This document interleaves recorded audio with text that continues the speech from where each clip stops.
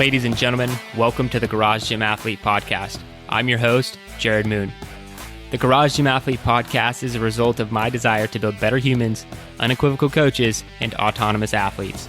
I've spent the last several years obsessing over program design, nutrition, and every other way you can optimize human performance. This podcast distills the latest scientific research with what I've learned and blends it with the not-so-scientific field of mental toughness. We are here to build you into a dangerously effective athlete. If you enjoy this podcast, you can find out more about our training at garagegymathlete.com. And if you want to pursue more into the field of coaching and programming, head to endof3fitness.com. Thanks for listening.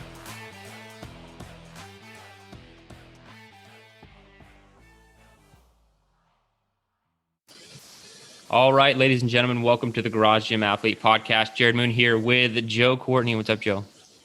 How's it going, man? First one of the new year, recorded in the new year. Yeah, it is. And it's with Thomas Smallwood. How you doing, man? Good. How are you? I'm good, man. Good. I'm glad to have you on the podcast today and dive into some of this stuff. But I'm going to let you take it from here. Just give us the basic intro stuff, who you are, what you do, how you train, and where are you from? Hey, well, it's great to be here. Like they said, I'm Tom Smallwood, originally from Ohio, but I'm down in Gainesville, Florida for grad school at the moment, trying to get a PhD in environmental engineering. Currently, we train in the garage, get up early in the morning, and right now freeze it out in Florida. I was going to say it's a good break for weather-wise for you, I bet, at least right now. Oh, man, 40 degrees is lovely to train. Like I said, being from Ohio, training in the winter and 40 degrees, man, it's awesome. Yeah, man, I've heard some Ohio winters are pretty rough. So, PhD in environmental engineering. I'm trying, yeah. That's awesome. That's pretty cool, man. So what led to training in the garage? Well, we started training at the gym on campus. I was able to get a free membership as a student, and my wife could get in pretty cheap. And training around a bunch of undergrads, college kids that are a lot younger than you can get a little obnoxious, and people with bad form, picking up weights too heavy, slamming them around. And we happened to find some cheap equipment online, a nice rack and some weights. And I don't know that we paid more than $1 per pound and got a rack with it as well. And kind of started us off real nice and thought, well, hey, we could just train in our garage. Much easier, much quieter, nobody really around. So that's kind of what got us started in the garage. That's huge, man. So go ahead. Campus gyms are like the ultimate bro centers. They're just complete vanity. Like at least when like there's you go to military gyms, you definitely have those gym bros and the mirror people, but like it's half and half because there's still people there that train and actually want to get stuff done. But then you go to the college gyms and the actual athletes have a closed gym that only they get to use, not like the traditional gyms. They have like the good stuff, and everybody else is it's kind of just an extension of social hours. So I lasted at mine. This is way back when, like 2 weeks, and I just went and joined a gym because I couldn't handle it. So yeah, we lasted about a semester. Yeah, that and all the equipment's always full. You get on a campus with 50,000 people and just a couple gyms, it fills quick. Oh wow, yeah. So you mentioned it a little bit about paying $1 per pound. What exactly is the garage gym setup you have in your equipment? Well, since then we've expanded quite a bit. So we now have 2 racks in there, which is really nice, having me and my wife both working out in there. So we've got 2 racks, a good bit of weight. We have a rower now, which is a real recent purchase. We have our fan bike, the bane of my existence. We have a box now, a dip bar, some rings. So we've just been adding slowly, little by little. That's cool, man. So you got pretty much everything you need. And you mentioned the big reason behind it was just trying to get away from the college kids and everything like that. Have you found anything else with being a garage gym athlete with, I want to talk more specifically maybe about your schedule, because I know PhD work is not easy. I mean, has being a garage gym athlete helped you maintain your fitness, when things do get, the workload gets heavy, should I say? Absolutely. So my schedule is very erratic. It's not a nice, consistent 9 to 5. There's no set schedule. So some days I work a lot with landfills. So I'll be out on a landfill at 5 a.m. and be there till 9 p.m. So I can squeeze in my workouts when other gyms would be closed after hours. I can make up on the next day and not have to worry about, is this equipment going to be open at this time? I can just, what time is best for me is when we can work out, which is really nice. That's awesome. Now, what are some of your goals or accomplishments or results that you are, either going for or happy that you have achieved? So one of the big goals I'm going for, I've always been kind of a strong dude. I like to lift heavy, but getting those big lifting goals, I tend to balloon up a little bit. And so I really need to start slimming down. I told my wife my big goal right now would be for her to tell me, hey, let's run a 5K, and me not to sweat about it. Awesome. It'd be nice to just say, hey, 3 miles. Yeah, let's go do it. Definitely not something today that I could do without stressing about it for a good bit first. Yeah. So that's kind of where Kyle, who's on the team, that's kind of where he started. He really enjoyed the lifting side of things. And then I remember years ago that 5K was like a big deal for him. And now it's not as much. So I think taking the 5K off the pedestal was a very awesome and admirable goal. And what were you doing before you were a garage gym athlete? So right before I was a garage gym athlete, I was trying to get a 500-pound deadlift. And that was my big goal at the time. And so I was deadlifting 2-3 times a week, doing some other strength training, not really following any set programming, just kind of programming myself, trying to get bigger and stronger. And once I got it, I said, all right, let's do 600. My wife said, how big do you have to get to lift 600 pounds? How big are the guys that do that? I said, well, And so it kind of started, maybe I need a different goal, and not just to get bigger and bigger, but to be healthier and to run further and to do more than just be strong. That's great, man. That's a good realization. I think we've all come to it at some point. I came to that point in bodybuilding with muscle gain. It was always like 5 more pounds, 10 more pounds of muscle. That's where it'll be. And it's like, where does this end, And it's very similar with powerlifting and strength. It's like, where does it end? And where it ends is where your body breaks, is like your body, like a 600-pound deadlift is no joke. Getting to that point or above is like, okay, I might have hip issues or back issues or whatever. And so you got to really ask yourself, is it worth it at that point? So I think that's a great decision, man. So how do you like your training being a little bit more well-rounded now? Oh, I love it. It hurts a lot, but it's good hurt. It's not a bad hurt anymore. I'm sore in the mornings, which is kind of nice. It's definitely more rounded. I like being able to hit a lot of the accessory stuff. My knees don't hurt as much when I try to run. I wake up in the morning, my lower back doesn't hurt as much. It's been great. So which track are you on? I'm currently on the shred track.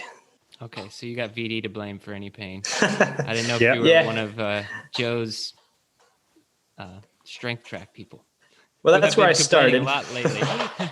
Well, I started on the strength track, and I thought, well, I probably should hit a little bit more of the cardio and a little bit more of the body symmetry, and try to get a little more well-rounded than just the strength that I've kind of been focused on.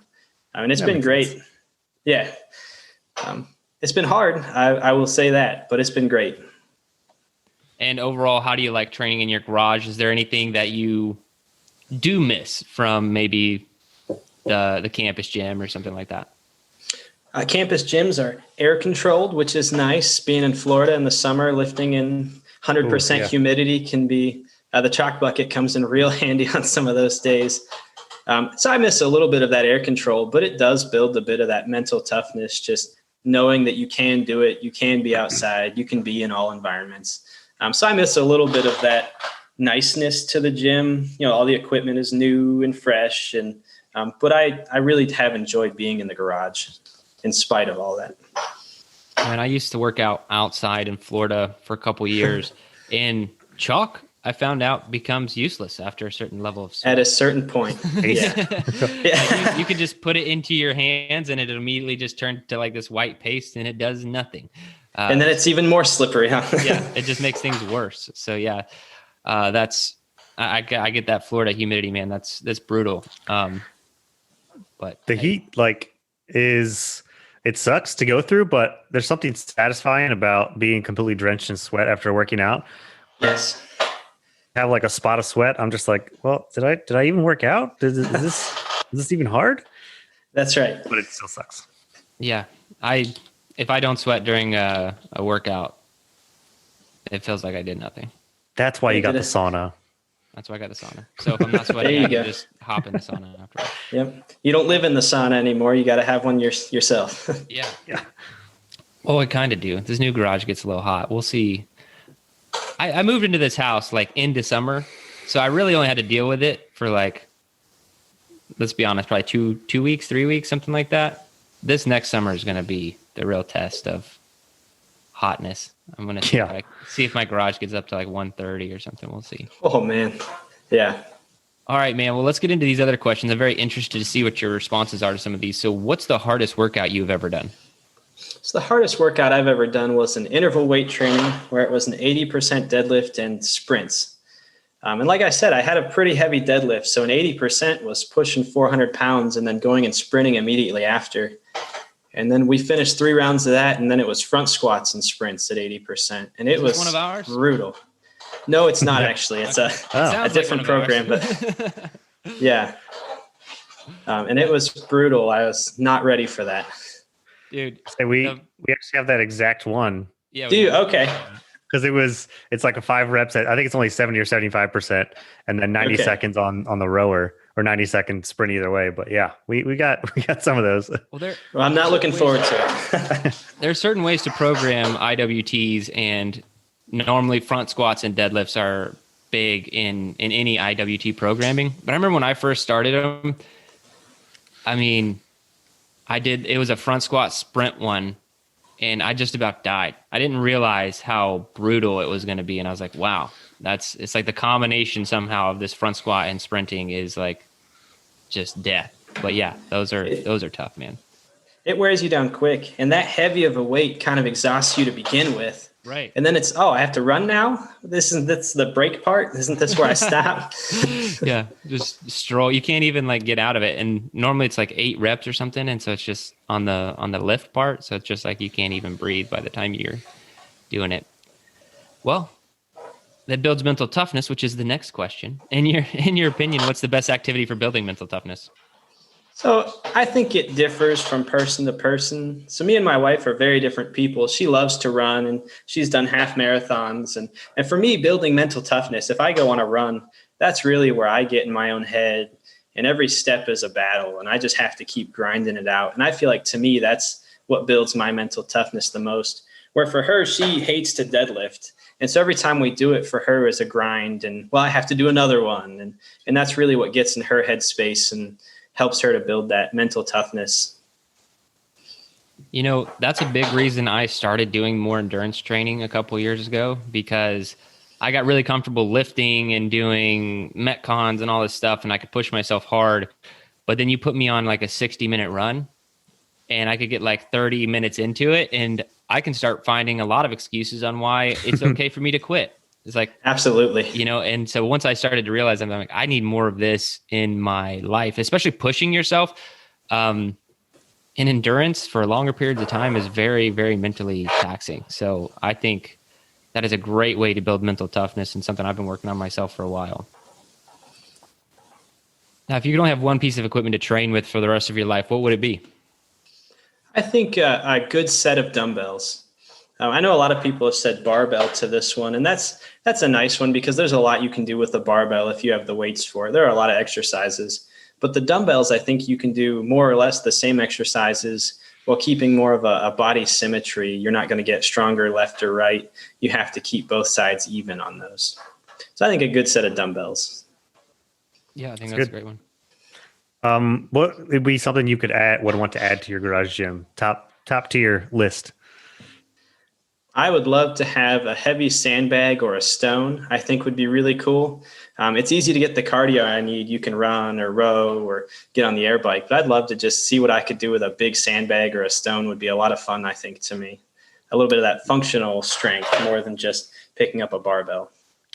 Yeah, I think when we leave where we live in now, maybe while we're here, I want to get a really heavy sandbag, because the gym that we work out at has a whole bunch of them. And with strength, I've been programming weighted carries and weighted things.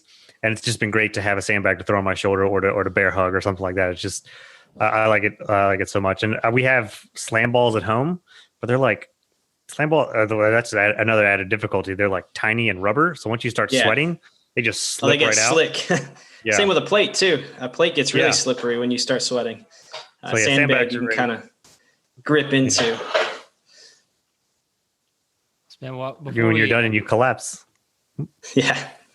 Before I get to the last question, I want to know what is the biggest struggle you find as a garage gym athlete, like just in the day-to-day doing? Like, what is your biggest struggle? Some mornings it's getting up to do it. We like to work out in the morning, and it's just 6 a.m. Well, I could just go back to bed. And so just being consistent with it can be a little bit of a struggle at times, and making sure that I am getting up and getting my recovery every day and doing all the things that I should be doing is probably the biggest struggle at times. Awesome, man. Well, what is the best advice you have for all the garage gym athletes out there listening to this right now? Probably the best advice I can give is to put your ego at the door when you start a workout. I like to move heavy stuff, and a lot of those shred workouts, at least, if I pick too heavy of a weight, I won't finish a workout because I've exhausted myself on the strength part, and I miss out on a good bit of the workout, the cardio parts. And so I really have to check myself and say, hey, maybe I pick a smaller weight today, but I'm going to get through it. I'm going to get everything done. I'm going to hit all the reps. And so I think that's the biggest advice that I can give is to pick a weight, not that you want to do, but that is right for you. I love that. Really goes in hand with checking that ego, right? And that's right. And doing what would be more beneficial. That's awesome. Well, Tom, I think what you're doing is pretty incredible, man. Pursuing a PhD while still maintaining your fitness in your garage. I think that's really cool, very admirable. And I really appreciate you being a garage gym athlete and for spending some time with us today. So thanks, man. Yeah, thanks for having me on. I've really appreciated it. It's been great. Yeah, man. Thanks for listening to the Garage Gym Athlete podcast. If you want to learn more, go to garagegymathlete.com. You can learn about our training. Let us send you a copy of our book, The Garage Gym Athlete, or you can even get featured on the Garage Gym Athlete podcast. Thanks for listening.